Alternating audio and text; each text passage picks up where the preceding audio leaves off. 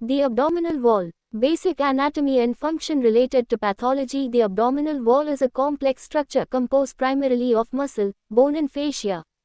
Its major function is to protect the enclosed organs, but it must also enable mobility and be able to flex, extend, rotate and vary its capacity.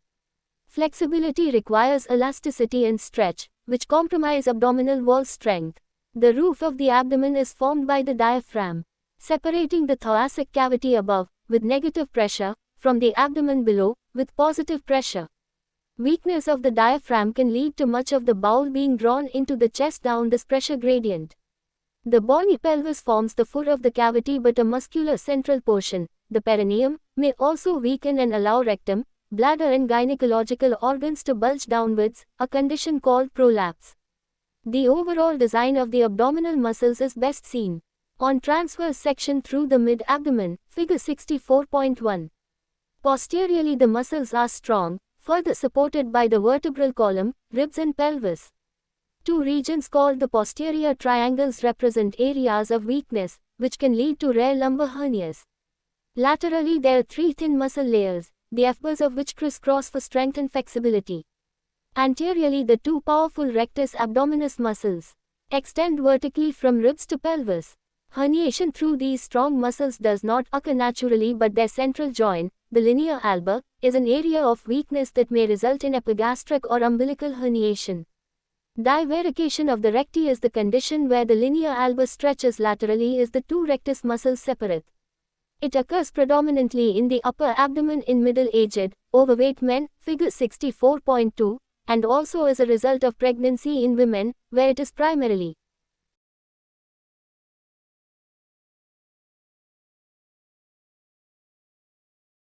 below the umbilicus. Divarication is not a hernia and does not require treatment, although some surgeons do offer repair for purely cosmetic reasons.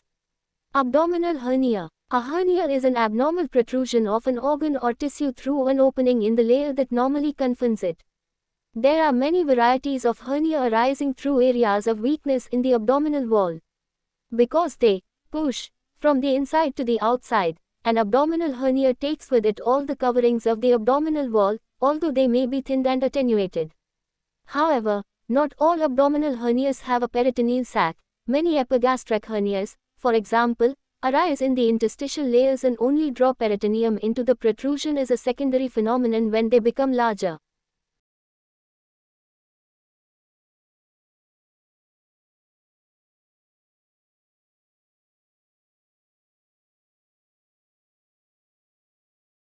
Anatomical causes of abdominal wall herniation.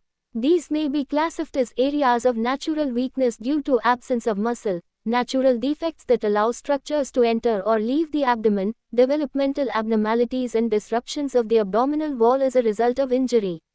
The only natural weaknesses caused by inadequate muscular strength are the lumbar triangles, see lumbar hernia, and the posterior wall of the inguinal canal, figure 64.3.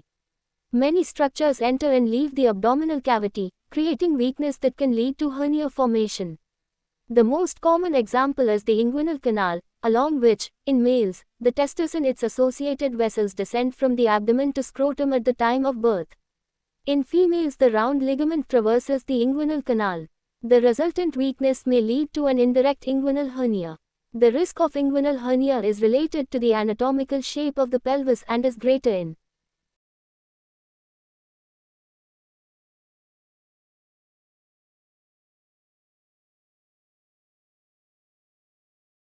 patients with a wider and shorter pelvis. Other examples of inherent areas of weakness include the esophageal hiatus, the femoral canal and the umbilical cicatrix. Failure of normal development may lead to congenital figure 64.2 divarication of the recti. No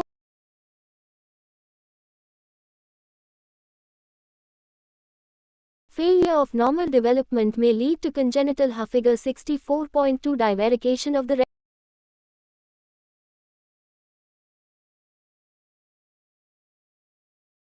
Nears. The most common is an indirect inguinal hernia arising through failure of the processus vaginalis to close. As the testis, or round ligament, descends, it pulls a tube of peritoneum along with it. This tube should naturally fibroze and become obliterated, but if it fails to do so, a hernia may develop. Recent studies have shown that calcitonin gene-related peptide and hepatocyte growth factor influence the closure of the processes, raising the possibility of a hormonal cause of hernia development. Other examples of congenital herniation include Morgagni and Bochdale hernias of the diaphragm and some umbilical hernias. In neonates, these are often seen in association with other congenital abnormalities. Weak areas of the abdominal wall may also arise from direct injury. A surgical scar, even with perfect wound healing, has only 70% of the initial muscle strength, resulting in incisional herniation in at least 10% of laparotomy incisions. Smaller laparoscopic port site incisions have a hernia rate of 1%. Increasing use of the laparoscopic surgical approach should lead to a fall in the incidence of incisional hernia. Muscle damage by blunt trauma or tearing of the abdominal muscles is rare but is seen after exceptional force, such as high-speed motor vehicle accidents.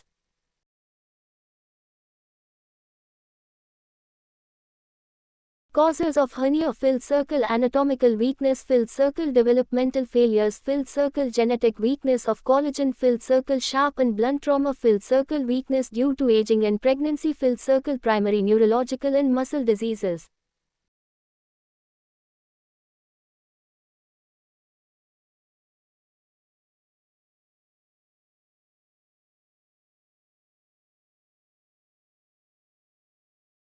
Pathophysiology of hernia formation. A normal abdominal wall has sufficient strength to resist high abdominal pressure and prevent herniation of content. Many patients will first notice a hernia after excessive straining, the strain bringing the hernia to the attention of the patient, rather than being the cause. There is good evidence that hernia is a collagen disease, and is due to an inherited imbalance in the types of collagen. This is supported by histological evidence and relationships between hernia and other diseases related to collagen, such as aortic aneurysm. In extreme collagen disorders, such as Ehlers-Danlos syndrome, successful long-term repair of a hernia can be very difficult. Hernia is more common in smokers as smoking is linked to impaired collagen maturation. Hernias are more common in elderly people owing to degenerative weakness of muscles and fibrous tissue. Incisional hernias are more common after wound complications and in patients with a high body mass index. However, a major risk factor is the surgeon in the way the abdominal wall was closed. Common principles in abdominal hernia and abdominal wall hernia has two essential components: a defect in the wall and the content, i.e. tissue that has been forced outwards through the defect. The weakness may be through fascia and muscle, or through fascia alone, such as an epigastric hernia. It may have a bony component, such as a femoral hernia. The weakness in the wall is usually the narrowest part of the hernia, which expands into the subcutaneous fat outside the muscle. The defect varies in size and may be very small or indeed very large. The nature of the defect is important to understanding the risk of hernia complications. A small defect with rigid wall traps the content and prevents it from freely moving in and out of the defect, increasing the risk of complications.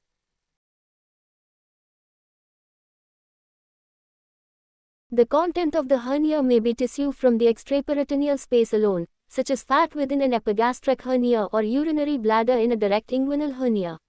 However, if a hernia enlarges, then peritoneum may also be pulled into the hernia secondarily along with intraperitoneal structures such as bowel or omentum. A good example is a sliding type of inguinal hernia.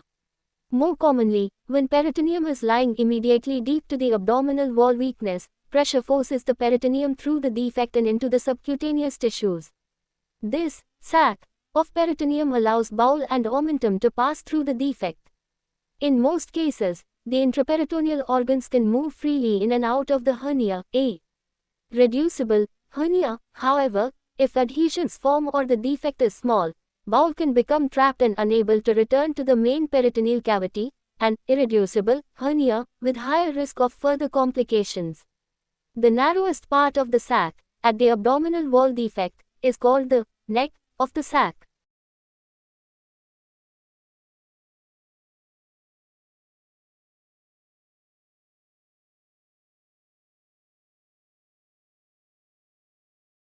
When tissue is trapped inside a hernia, it is in a confined Space. The narrow neck acts as a constriction ring impeding venous return and increasing pressure within the hernia. Resulting tension leads to pain and tenderness. If the hernia contains bowel, then it may become obstructed, partially or totally. If the pressure rises sufficiently, arterial blood is not able to enter the hernia and the contents become ischemic and may infarct. The hernia is then said to have strangulated. The wall of the bowel perforates, releasing infected, toxic bowel content into the tissues and ultimately back into the peritoneal cavity.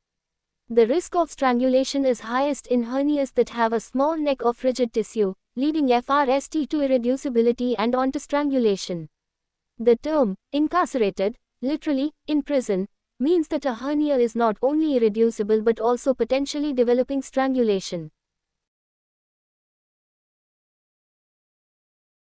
Types of hernia by complexity: filled circle occult, not detectable clinically; filled circle reducible, a swelling that appears and disappears; filled circle irreducible, a swelling that cannot be replaced in the abdomen, at risk of complications.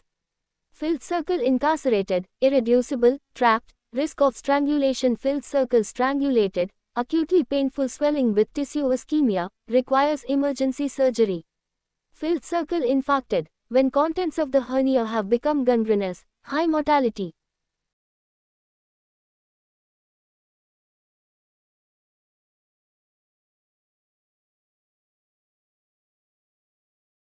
In a special circumstance, Richter's hernia, only part of the bowel wall enters the hernia, figure 64.5. It may be small and difficult or even impossible to detect clinically. Bowel obstruction may or may not be present, but the bowel wall may still become necrotic and perforate with life-threatening consequences. Femoral hernia may present in this way, often with diagnostic delay and high risk to the patient.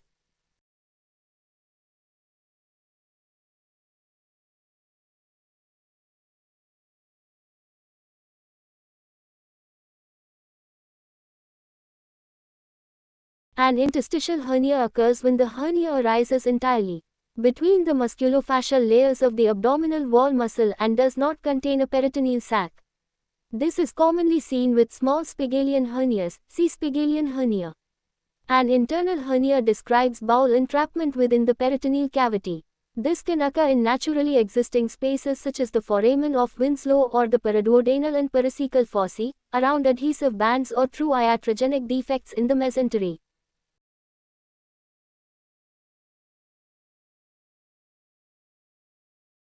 Clinical history and diagnosis: in hernia cases, patients are usually aware of a lump on the abdominal wall under the skin. Self-diagnosis is common. The hernia is usually painless, but patients may complain of an aching or heavy feeling. Sharp, intermittent pains suggest pinching of tissue at the hernia neck. Severe pain should alert the surgeon to a high risk of strangulation. One should determine whether the hernia reduces spontaneously or needs to be helped. The patient should be asked about symptoms that might suggest bowel obstruction. Once the clinician is satisfied that a swelling is indeed a hernia, it is important to know if this is a primary hernia, a recurrent hernia, or an incisional hernia after previous surgery. Recurrent and incisional hernias are more difficult to treat and may require a different surgical approach. General questions about the cardiac and respiratory systems are necessary to assess a patient's anesthetic risk. Intake of anticoagulants such as warfarin and apixaban or antiplatelet medications such as aspirin or clopidogrel is important because this impacts on future surgery. Many hernia operations can be performed as a day case or single overnight stay, so that suitability for such treatment needs to be assessed, including home support, distance from the hospital, mobility levels, etc. See Chapter 22.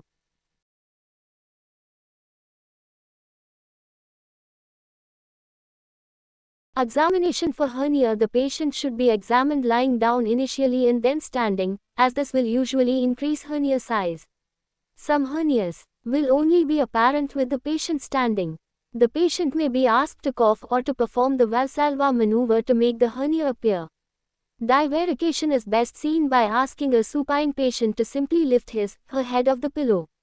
Finally, it should be remembered that if a patient describes an intermittent swelling but the surgeon finds no hernia on examination, there still may be a hernia present. The overlying skin is usually of normal color. If there is overlying cellulitis, then the hernia content is strangulating and the case should be treated as an emergency. In most cases, an expansile cough impulse is felt if gentle pressure is applied to the lung and the patient is asked to cough. However, there may be no cough impulse when the neck is tight and the hernia irreducible. This is typical of a femoral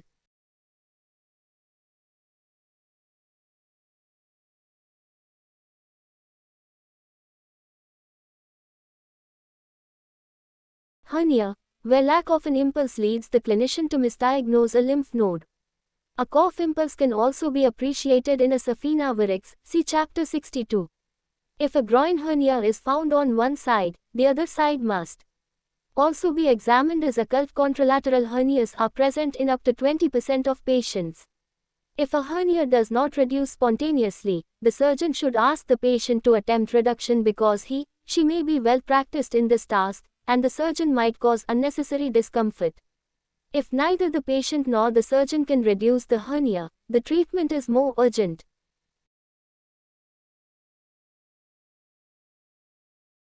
Checks: filled circle reducibility, filled circle cough impulse, filled circle tenderness, filled circle overlying skin color changes, filled circle multiple defects, contralateral side, filled circle signs of previous repair, filled circle scrotal content for groin hernia, filled circle associated pathology. Examination: filled circle, a swelling with a cough impulse is not necessarily a hernia. Filled circle, a swelling with no cough impulse may still be a hernia, but consider other diagnoses. Investigations for hernia. For most hernias, the diagnosis is made on clinical examination. However, the patient may have symptoms suggesting a hernia but no hernia is found, or the patient may have a swelling suggestive of hernia but with clinical uncertainty. It is important to be certain that any symptoms described are due to a hernia and not to coexisting pathology, particularly when the major symptom is pain. Soft, reducible hernias are rarely painful. There may also be a requirement for more detailed information than can be found by examination alone. An ultrasound scan may be helpful in cases of irreducible hernia when the differential diagnosis includes a mass of fluid collection, enlarged lymph node or saphenous varix, or when the nature of the hernia content is in doubt. It is non-invasive, dynamic and low cost but highly operator dependent. Ultrasonography may be useful in the early postoperative period to distinguish a hematoma or seroma from an early recurrence. Computed tomography (CT) is helpful in complex ventral and incisional hernias, determining the number and size of muscle defects, identifying the content, giving some indication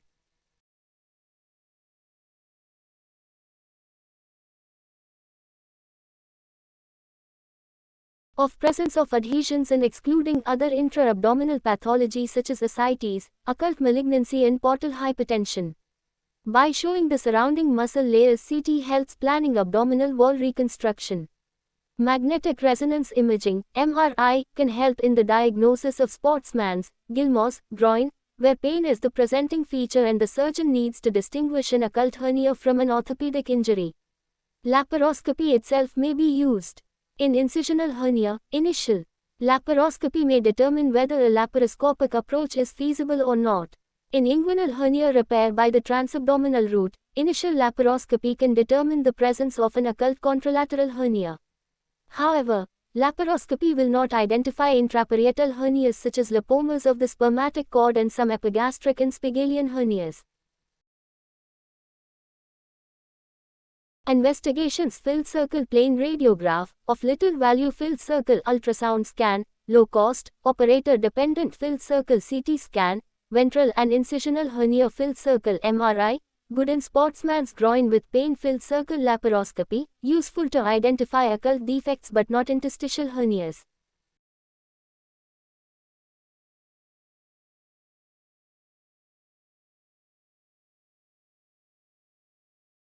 Management principles in abdominal wall hernia does not necessarily require repair. A patient may request surgery for relief of symptoms of acosmosis. The surgeon should recommend repair when complications are likely, the most worrying being bowel obstruction and strangulation. These are most likely in narrow-necked hernias. For this reason, all femoral hernias should be repaired, as should symptomatic or irreducible hernias unless coexisting medical factors place the patient at very high risk. Increasing difficulty in reduction and increasing size are also indications for surgery. Surgery should be offered to younger adult patients as symptoms and complications are likely over time.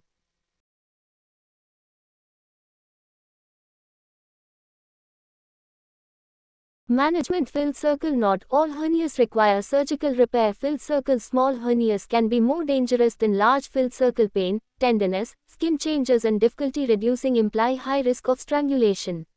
Filled circle. Femoral hernia should always be repaired.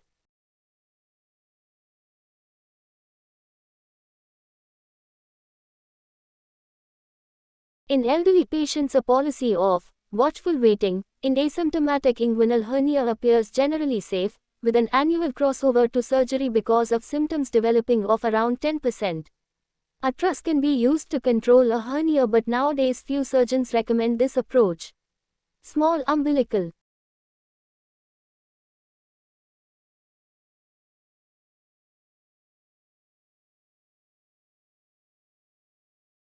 and epigastric hernias may also be managed conservatively as they cause few symptoms and usually contain fat or omentum with a very low risk of complications.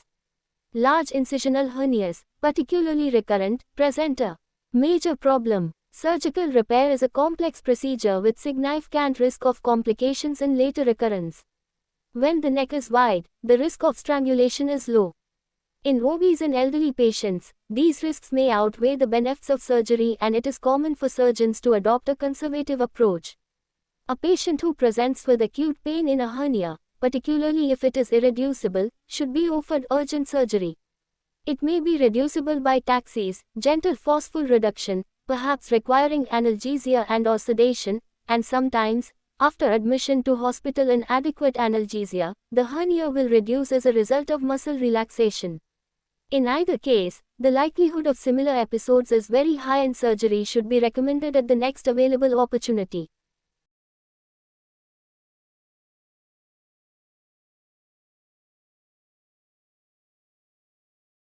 Surgical approaches to hernia in general. Modern surgical repairs follow these principles. Filled circle. Reduction of the hernia contents into the abdominal cavity with excision of any non-viable tissue and bowel repair if necessary. Filled circle. Excision and closure of the peritoneal sac if present, though small sacs may be reduced intact. Filled circle. Closure of the hernia defect if possible. Filled circle. Reinforcement of the abdominal wall with mesh, though non-mesh repairs are an option. Filled circle if necessary. Excise redundant skin to improve cosmetic outcome. Reduction of hernia content is essential for a successful repair. Excision and closure of the peritoneal sac is ideal but not essential.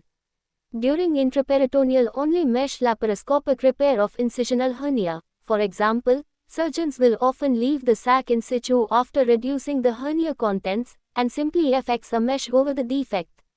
Leaving the peritoneal sac in situ risks the accumulation of serous fluid formation within the sac, seroma. This can arise after all forms of hernia repair. In open repair of lateral, indirect, inguinal hernia, most surgeons excise the peritoneal sac, but small sacs can be simply pushed back through the deep inguinal ring, which is said to reduce postoperative pain. Similarly, in laparoscopic repair of inguinal hernias, surgeons simply pull the sac back into the abdominal cavity from within and do not excise it. Closure of the hernial defect is ideal but may not be possible. When the defect is large, the surrounding tissues are rigid, such as the femoral canal, or structures traversing the defect must be retained, such as the spermatic cord traversing the deep inguinal ring.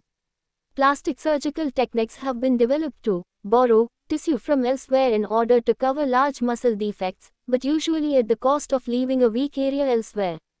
The repair of large and complex hernias using a variety of such specialized techniques has led to some surgeons declaring a specialist hernia interest.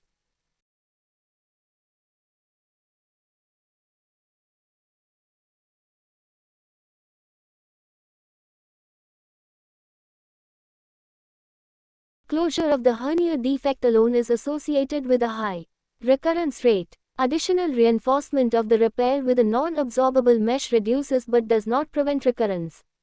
With improved techniques and new meshes, it is hoped that recurrence after surgery will fall further. Mesh repair has become so important in hernia surgery that some understanding of mesh technology is essential for the modern surgeon. Mesh in hernia repair. The term mesh refers to prosthetic material, either a net or a fat sheet, that is used to strengthen a hernia repair. Mesh can be used to filled circle bridge a defect. The mesh is simply FXED over the defect as a tension-free patch. Filled circle plug a defect. A plug of mesh is pushed into the defect. Filled circle augment the repair. The defect is closed with sutures in the mesh added for reinforcement. B. Simple bridging of a hernia defect relies on a generous overlap of the mesh onto strong tissues around the defect in order to reduce the risk of recurrence. Mesh plug repairs have been used in small defects, especially where tissue overlap is hard to achieve, but have been largely abandoned because collagen deposition often produces a fibrous mass, a mesomer, that may cause chronic pain. Other complications include mesh migration, erosion into adjacent organs and fistula formation. Primary closure of the hernia defect with the addition of mesh for reinforcement placed in a tension-free manner is currently regarded as optimal. Suturing a mesh edge-to-edge into the defect inlay, with no overlap, is not recommended. Mesh types grow structure. Net meshes are woven or knitted. Sheet meshes are not porous but may be perforated with multiple holes. Net meshes allow native tissue ingrowth between the strands so that the mesh becomes integrated into host tissues within a few months.